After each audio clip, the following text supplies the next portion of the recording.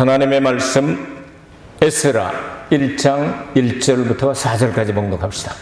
에스라 1장 1절부터 4절입니다. 시작.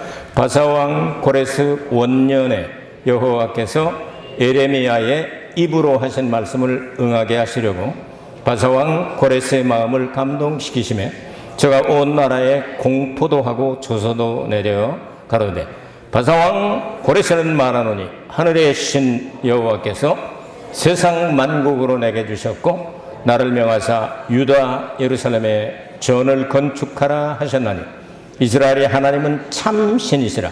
너희 중에 무릇 그 백성된 자는 다 유다 예루살렘으로 올라가서 거기 있는 여호와의 전을 건축하라. 너희 하나님이 함께 하시기를 원하노라. 무릇 그 남아있는 백성이 어느 곳에 우거하였든지 그곳 사람들이 마땅히 은과 금과 기타 물건과 짐승으로 도와주고 그 외에도 예루살렘 하나님의 전을 위하여 예물을 즐거이 드릴지니라 하였더라. 아멘.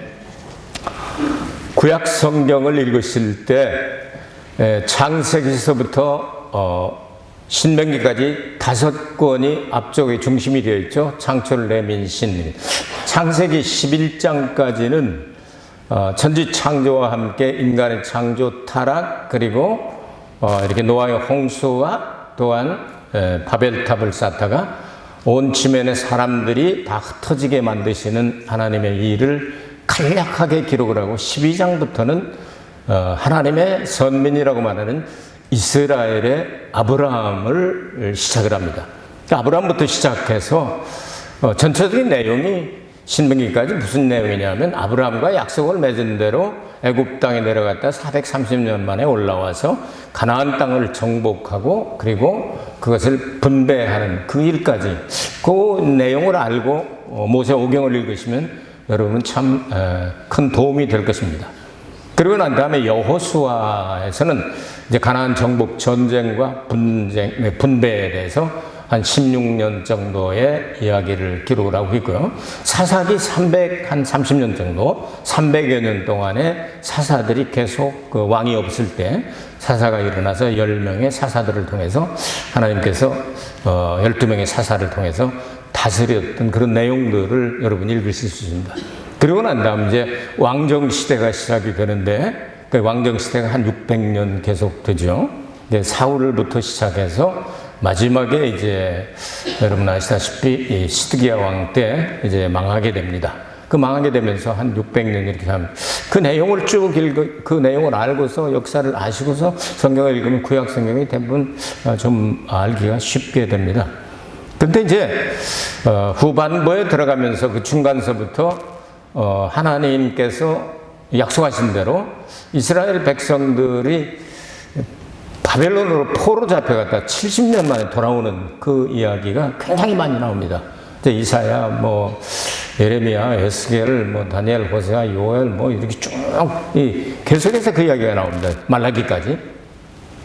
그래서 이 바벨론 포로로 잡혀간 70년을 이해해야 뒷부분이 이제 쉽게 되는 거예요. 그 중에 바벨론 포로로 잡혀갔다가 돌아오기 시작하는 게 바로 에스라에서 시작을 합니다.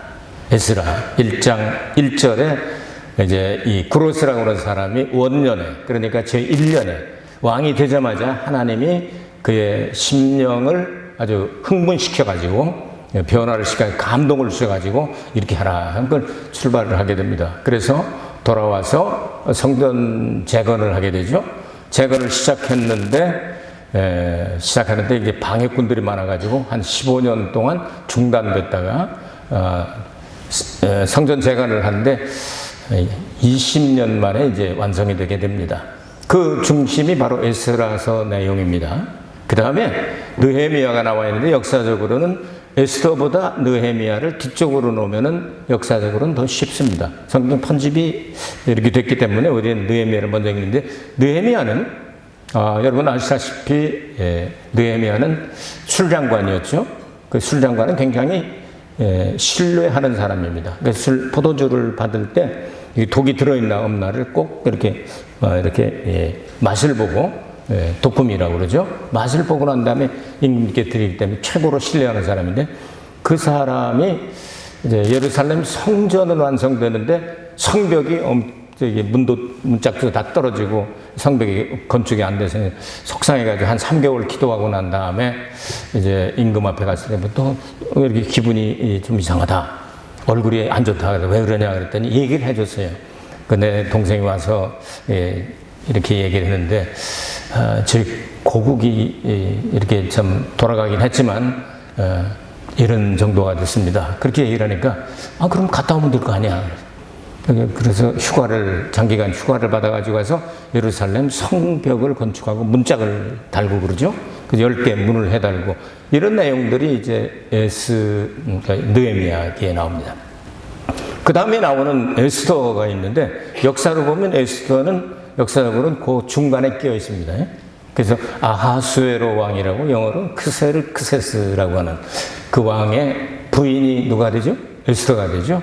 그래서 유대인들을 다 잡아 죽이려고 했을 때 하나님 은혜로 거기서 살아남게 되죠. 왕비가 돼서 이때를 위함이 아니냐 해서 모르드게와 함께 기도하고 나가서 왕한테 허락을 받아가지고 그 이스라엘 유다의 민족을 다 죽이려고 했던 하만이 오히려 자기가 모르드게를 달아매려고 했던 장때 자기가 교수형에 처하게 되는 그런 내용이 나옵니다. 그러니까 임금님이 왕비니까 남편을 좀 이렇게 좀 잘 얘기도 하고, 베갯머리 송사라는 게 굉장히 중요하잖아요. 여러분은 어떠신가? 부인 얘기는 일도 안 듣는다. 근데 잘 듣는 게 저 평안해 좋습니다. 잘 듣고, 그래서 하면, 그래, 안 듣는 척 하면서 들으니까 부인들은 주무시기 전에 이렇게 얘기를 하세요. 자, 그 얘기를 하면, 뭐 이렇게 시끄럽게 말이야. 남자가 알아서 할 거니까 그런 줄 알아! 하면서도 참고를 하는 게 남편입니다. 그러라고 돕는 대필로 만들어주셨습니다. 이런 역사를 알고서 쭉 이렇게 읽으면은요, 좀 성경이 쉬워집니다. 그다음 이사야는, 그 바벨론 포로가 있기 전에 한 100년에서 150년 정도 전에 예언을 했고, 그 다음에 예레미야는 그 포로로 잡혀갈 때 예언, 에스겔은 포로로 잡혀간 상태에서 예언하고, 다니엘도 포로로 잡혀간 상태에서 예언을 하고 기록한 그런 내용들입니다. 그 다음에 선지서들 다 이야기들이 다 그것과 연결되고, 스가랴, 학계 스가랴, 성전 재건하는 그런 얘기들이잖아요. 이런 내용들을 알고서 읽으시면 되는데, 오늘 성경에 보니까 예언이 성취되게 하시려고 바사왕 고레스 원년에 여호와께서 예레미야의 입으로 하신 말씀을 응하게 하시려고 바사왕 고레스의 마음을 감동시키심에 저가 온 나라에 공포도 하고 조서도 내려가로되, 칙령을 내렸단 말이죠. 그러니까 예레미야의 입으로 말씀하셨다. 예레미야서에는 바벨론 포로로 70년이 될 것이다 했는데, 그들에게 성전을 건축하고 하는 것을 기록은 안 했습니다. 그래서 입으로 하셨는데, 이 성경 예레미야서를 읽으면 입으로 이야기한 내용들이 나옵니다. 근데 예레미야의 입으로 말씀한 내용. 근데 이사야는 글로 기록을 했습니다. 이사야 44장 마지막 부분에 보면 이사야는 구로스라는 왕이 생겨나기 한 100년에서 150년 전에 그 이름을 부르면서 구로스라는 사람이 앞으로 나올 터인데, 그 사람은 여호와 하나님께서 말씀하기를 나의 목자다 그랬습니다. 목자, 양치기 목자란 말이에요. 내가 목자로 세워서 그를 통해서 인도하겠다. 그럼 45장 1절에 가면은 그 사람은 나의 메시아다. 기름 부음을 받은 자다. 기름 부음을 받는 자. 메시아라고는 히브리 단어를 사용하고 있습니다. 그래서 그 사람을 통해서 하겠다고, 그건 기록에 남아있죠? 기록에 남아있는데, 예레미야는 입으로 이야기를 하고, 이사야는 기록으로 남겨서 그 말씀을 응하게 하시려고, 때가 차니까, 하나님이 누구의 마음을 감동시켰다고요? 영향력 있는 구로스의 마음을 감동을 시켜가지고, 이제 이 일을 하게 됐다 하는 내용이 1절의 중요한 내용이 되겠습니다. 자, 이런 내용들을 생각하면서 이스라엘이 독립을 했죠. 1948년 5월 14일 날 독립을 했죠. 근데 이걸 하도록 한 것이 바로 또 이방인을 통해서 이거를 벨포아 선언이라고 합니다. 1917년 공산당 혁명이 일어나기 전에 벨포아 선언을 통해서 조지 오세라고 하는 영국 왕을 통해서 이 일을 이루게 됐는데 이스라엘이 다시 독립하자서 1948년에 이 독립이 완성이 되잖아요. 이런 그림자가 될 수가 있어요. 그래서 역사를 보는 눈을 가질 수가 있는 거죠. 자, 이렇게 해서 역사를 이루게 되는데 이사야 41장 21절 이하의 말씀을 보면 하나님께서 이 세상에 있는 거짓 신들에게 오늘 이제 고레스가 하나님에 대한 고백을 하는데 하나님은 하늘의 신이다 이렇게 이야기를 하고 있습니다. 여러분 어떻습니까? 하늘의 신, 하늘과 땅을 태초에 하나님이 삼위일체 하나님께서 하늘들과 땅을 혼자서 창조하시니라 이렇게 기록이 되죠. 창세기 1장 1절. 내가 히브리 원문을 해석해서 말씀을 한 겁니다. 그렇게 되면 삼위일체 하나님께서 혼자 창조하셨다 하는 내용이 나오는데 그래서 하늘과 땅을 창조한 제가 언제인가 이 얘기는 안 나옵니다. 그 언제냐 같으면은 이 창세기 제일 먼저 나오는 태초에다가 그 태초에 그렇게 기록을 해야 됩니다. 근데 그게 아니고 하나님께서 언제부터 계셨는지 과학자들이 어떻게 알 수가 있겠어요? 믿음으로 하는 거죠. 그분이 성경을 보면 베드로후서 3장을 읽어보면 하늘이 먼저 창조되고 그 다음에 물을 창조하시고 난 다음에 물속에서 땅이 나중에 나왔다고 기록을 하고 있어요. 성경에도 그대로 나오죠. 창세기 1장을 읽어보면 회복시켜 나갈 때도 그렇게 나오지 않습니까? 근데 세상 과학자들 얘기를 우리가 믿을 거는 못하지만 그래도 엉터리로 그냥 지어낸 얘기가 아닌 게 있을 수도 있어요. 그래서 우주의 역사를 138억 년이라고 그러잖아요. 과학자들이 다 똑같이 얘기할지 모르겠어요. 우리도 그건 확인을 못 합니다. 근데 과학자들 얘기는 이 풍선을 불면 불어서 나가는 속도가 있지 않습니까? 우주는 지금도 계속 팽창한다고 그래요. 그 속도를 반대로 하면은 138억 년은 최소한 됐겠다. 그렇게 얘기를 하죠. 근데 이 땅은 아무리 조사를 해봐도 46억 년은 넘어가지 않았을 것이다. 그러니까 하늘들이 먼저 창조되어 있을 수도 있다. 성경은 여기저기 그런 내용이 나옵니다. 그러니까 우리는 확인할 길이 없는데 어쨌든 구로스라고 하는 사람이 뭐라고 얘기를 하냐면 하늘들의 하나님 그랬다. 우리 성경은 하늘의 하나님인데 하늘들의 하나님. 그러니까 성경에는 하늘이 몇 개 나오죠? 여지까지 몇 년 동안 내가 했는데 성경에 하늘이 몇 개 나옵니까? 3개예요. 그래서 하나님 보좌가 있는 곳이 3번째 하늘이죠. 그러면 첫 번째, 두 번째 하늘은 층으로 되어 있나요? 아니면 겹으로 되어 있나요? 겹으로 되어 있습니다. 아무리 여러분 층 사다리 놓고 올라가도 하늘이고 똑같아요. 근데 보이는 하늘과 보이지 않는 하늘로 되어 있단 말이에요. 아시겠죠? 보이는 하늘과 보이지 않는 하늘이다. 보이지 않는 하늘에는 악령들도 존재하고 천사도 왕래한다. 그러다가 필요할 때는 보여주면 천사들 왕래하는 것을 내게 보여주셨다. 이렇게 말씀하는 거 아니에요? 자, 그 하늘들, 세 번째 하늘까지 다 합해서 하늘들의 하나님이다. 구로스가 신앙 고백을 제대로 한 거예요. 그러니까 창조주 하나님을 고백한 거예요. 왜? 하나님이 그의 마음을 흥분시키니까. 그러니까 일본 성경에는 후루이타타세로 흥분했다. 영어로만 스토업 했단 말이죠. 막 흥분시켜가지고 알게 하셨다. 그렇게 고백을 해. 하늘의 하나님, 하늘들의 하나님 고백을 하고 그 다음에 하나님은 참신이야 이렇게 얘기를 했어요. 가짜신도 있다는 얘기네요. 참신이 있다면 가짜들이 있다고 해요. 여러분 어떤 것들이 모조품이 있고 가품이 있고 진품이 있고 그러잖아요.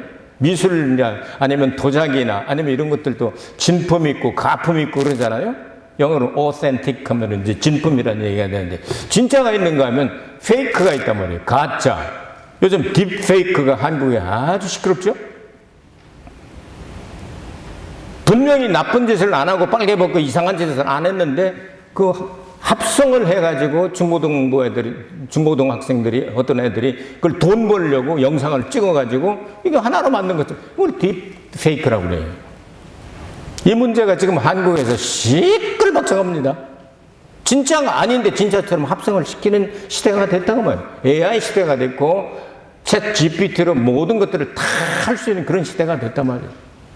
그래서 참 신이신 하나님이다 그 말이에요. 하늘들의 하나님이시면서 하나님은 참 신이다. 이사야 41장 21절 이하의 말씀 보면 하나님이 이런 말씀을 하십니다. 야, 너희들 가운데 신이라고 하는 것들이 많이 있는데 이거 할 수 있으면 내가 신으로 인정해 줄게. 그게 뭔지 압니까? 예언과 역사를 주관하는 일입니다. 자, 예언을 하고 하나님은 반드시 말씀을 하십니다. 반드시 미리 말씀하시고 그 일을 이루어 가신다고 말이에요. 근데 실력이 없으면 그 일을 못 이루죠. 한 3년 후에 내가 그거 이루겠어 하는데 2년쯤 있다가 죽을 수도 있잖아요. 안 되잖아요. 그러니까 하나님이 계획하신 일들을 방해하는 자가 있으면 하나님은 나라가 됐든 제국이 됐든 사람이 됐든 마귀가 됐든 무엇이 됐든 싹 쓸어버릴 수 있는 권능을 가지고 계시단 말이에요. 그래서 역사를 주관하신 분은 누굽니까? 그분의 스토리예요. His story. 그래서 영어로는 history 그렇게 얘기를 해요. 역사를 history라고 그래요. 그분의 이야기다. 우리 이야기가 아니에요. 세상 이야기가 아니에요. 사실은 하나님의 기록이에요. 그거 할 수 있는 작자가 있으면 내가 신으로 인정해 줄게. 나와봐 했더니 아무도 없어요. 나 외에 신이 없느니라 이렇게 말씀을 하셨어요. 여러분 어떻습니까? 여러분 믿는 하나님이 어떤 분입니까? 우주 만물을 창조하신 창조주 하나님, 죽은 자를 살리시는 부활의 하나님 아니십니까? 그분을 믿기를 너무 잘했다고 생각하는 분만 아멘하시기 바랍니다. 그분이 역사를 주관하신다고 맡겨 역사를. 우린 순종하면 되는 거예요. 그 이야기를 지금 이야기하고 있어요. 그것이 두 번째 이야기가 되겠습니다. 자, 세 번째 이야기는 1장 3절부터 4절까지 나오는데 예루살렘 성전을 건축하라고 명령을 내요. 이게 세상에 있을 수가 없는 일이잖아요. 그 사람이 뭐 모태 신자도 아니고 갑자기 이렇게 개종한 것도 아니고 그런데 하나님께서 감동을 시키니까 그냥 나오는 거예요, 입에. 야, 내가 보니 말이야. 유대인들은 하나님이 내가 보니까 예루살렘에 계셔. 구약시대의 성전은 하나님이 임재하시고 응답하시는 곳이었습니다. 왜? 거기에 하나님의 언약궤가 있고 언약궤 뚜껑을 시은좌라고 그래서 속죄의 뚜껑이라고 말합니다. 거기서 피를 바르면 죄가 사하여지는 그 그림자로 나타나는 예수님이 나중에 십자가에서 달려 돌아가시는 이야기하는 거예요. 자, 그 성전하고 교회하고를 여러분이 구분을 할 줄 알아야 되는데, 자, 구약에 그래서 예루살렘에 하나님이 계시니까 근데 예배당이 성전이 없으면 되겠어? 가서 성전을 지어. 그 성전을 지으려고 하면 뭐 어디에 거하든지 괜찮아. 네? 이 조선 팔도가처럼 그 127동가 뭐 이렇게 해가지고 인도 저기까지 막 다스리고 그럴 때잖아요. 페르시아 왕이. 그러니까 어디 있든지 괜찮아. 건축하고 싶은 사람들은 다 가. 그리고 필요한 물자가 있으면 말만 해. 은도 좋아, 금도 좋아, 보물도 좋아. 그거 싣고 갈 가축들도 내가 대줄게. 원하기만 해. 그래서 그들이 다 원해서 이걸 가지고 먼 길을 3, 4개월씩 걸리는 그 먼 길을 가서 하나님의 성전을 재건을 하게 되는 거죠. 이게 이제 이 이야기를 나와요. 그러면 이 성전이 지금도 존재하느냐?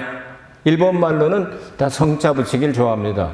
그 사람을 가리켜서 예수 믿으면 성도라고 그러고, 그 다음에 노래 부르는 건 성가라고 그러고, 또 여기서 특별 노래 부르면 성가대라고 그러고, 한국에서는 성가대라고 안 하죠. 찬양대라고 그러죠. 여기는 다 성자를 붙여요. 그 다음에 세이쇼라고 하고, 세이쇼, 그것도 성자죠. 전부 성자를 붙여요. 성전, 성도, 뭐 전부 성자를 붙여요. 그렇게 해서 이제 신약의 교회, 그럼 우리 교회도 성전이냐? 구약시대의 성전의 개념과는 다릅니다. 진리의 기둥과 터가 되는 하나님의 교회다 이렇게 말씀하셨고, 성경은 우리에게 너희가 하나님의 성령이 거하시는 전인 줄을 알지 못하느냐. 근데 너희는 복수예요. 하나님이 거하시는 전 단수예요. 그럼 여러분 한 사람 한 사람이 다 성전입니까? 아니죠. 한 사람 한 사람이 다 성전이 될 수가 없죠. 눈에 보이지 않지만 예수님의 보혈로 값주고 사셔서 영적으로 연결된 무리들이 모이는 곳을 예수님은 교회라고 말씀하십니다. 그래서 교회는 언제나 단수입니다. 하나입니다. 교회는 하나밖에 없고 예배당은 여러 군데가 있습니다. 우리 교회도 예배당은 하나인데 교회는 두 개잖아. 희망교회 있고 우리 교회 있고. 그렇잖아요? 이름이 다르게 부르잖아요. 그건 홈레스들이 중심으로 모이는 교회고 여기는 일반인들이 모이는 교회. 홈레스들이 더 많이 모이죠.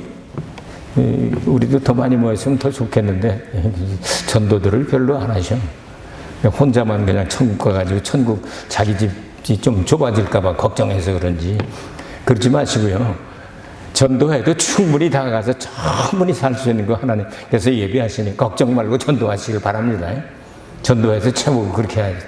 그래서 우리가 한 사람 한 사람이 성전이 완성된 게 아닙니다. 우리 한 사람 한 사람은 성전의 한 부분이고 한 기관이에요. 그래서 예수님의 머리가 되셔서 성전은 하나밖에 없고 예수님 재림하실 때 세마포 흰옷도 계시록 19장 7절 8절에 보면 한 벌밖에 없습니다. 이걸 구분할 줄 몰라요, 사람들이.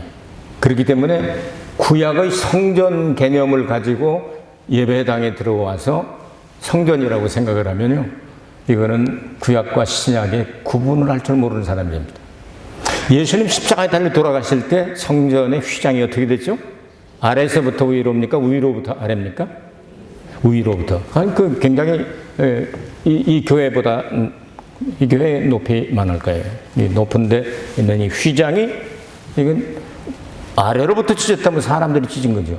근데 위로부터 아래로 둘로 쫙 찢어져요. 예수님 운명하실 때. 예수님 육체를 가리켜서 성전이라고 말씀하셨습니다. 이 성전을 헐어라. 그러면 내가 3일 만에 짓겠다. 3일 만에 예수님 부활하시잖아요. 그 휘장이 찢어진 그날로부터 시작해서 예수님의 보혈을 의지하는 사람은 신부나 어떤 다른 어떤 마리아나 이거 다 필요 없습니다. 예수의 이름으로 아버지 앞에 직접 나갈 수 있게 됐다 그 말이에요. 아시겠습니까? 그러니까 구약 성전과 신약의 성전은 다른 거를 알아야 돼요. 구약의 성전은 대제사장 아니면은 들어가기 전에 죽어요. 들어가자마자 죽어요. 대제사장도 가끔 죽는데 백성들이 죄가 용서가 안 되면 대제사장도 죽어요. 그래서 죽었나 살았나 알아보기 위해서 대제사장 이 가운 제일 밑에다 뭘 달았다?